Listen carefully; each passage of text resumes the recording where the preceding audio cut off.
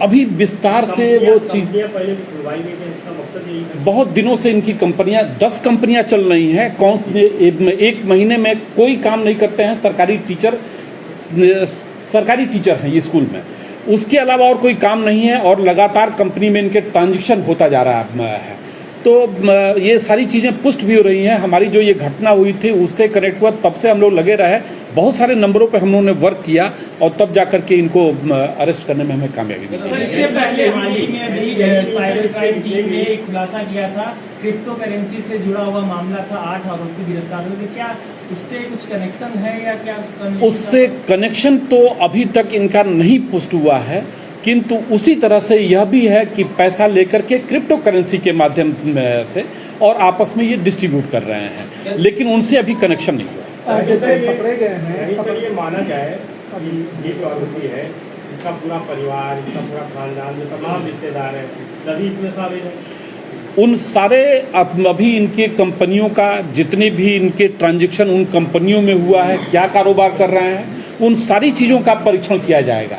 और अभी तक का प्राइमा फेसाई जो है कि इनके द्वारा और कोई काम नहीं किया जा रहा है, इससे ये पुष्ट होता है कि ये पैसा गलत तरीके से इनके पास आ रहा है। हाँ, जिस तरीके से ये दोनों लोग पकड़े गए हैं, पैसा इन तक पहुँचता था, USDT के रूप में कन्वर्ट करते थे। कन्वर्ट करने के दौरान ये जो पैसा इनके पास पहुँच रहा था, या आखिर कहाँ पर ये इन्वेस्ट कर रहे थे? क्योंकि कंपनियाँ तो खोले हुए थे, पैसा दूसरे भी अकाउंटों में जा रहा था। उड़ीसा में इनके द्वारा एक छोटा सा ऑफिस बनाया गया है और सारी चीज़ें इनके लिए डिजिटल अकाउंट में पैसा आया, इन्होंने भेजा, USDT में फिर आया, अकाउंट्स में इन्होंने भेजा, तो सारी चीज़ें ऑनलाइन हो रही हैं, कहीं कैश का ट्रांजैक्शन नहीं हो रहा है इसमें। और आते ही जैसे ही अकाउंट में पैसा आया तत्काल ही ये शुरू हो जाते हैं, जिससे इनके अकाउंट में नहीं बचे।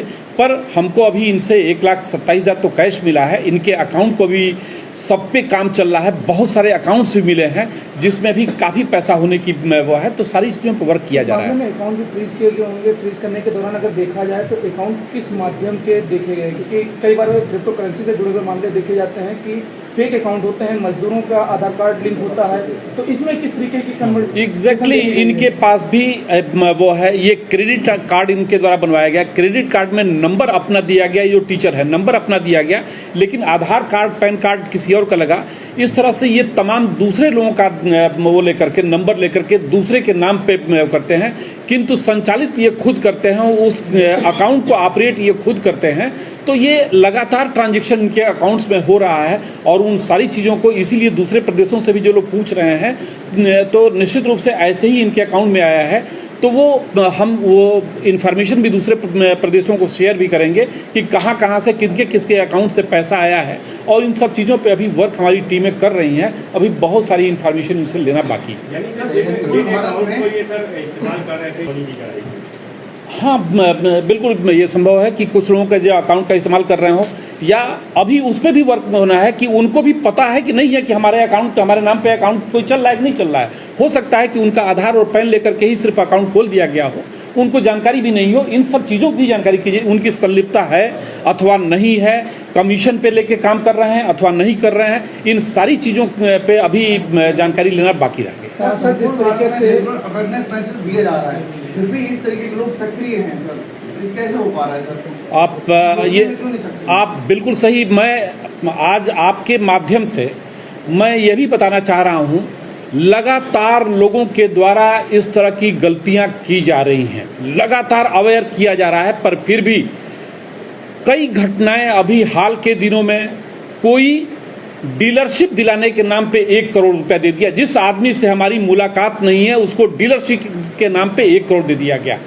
कोई अच्छा लाभ गेन करने के लिए 80 लाख रुपए दे दिया गया।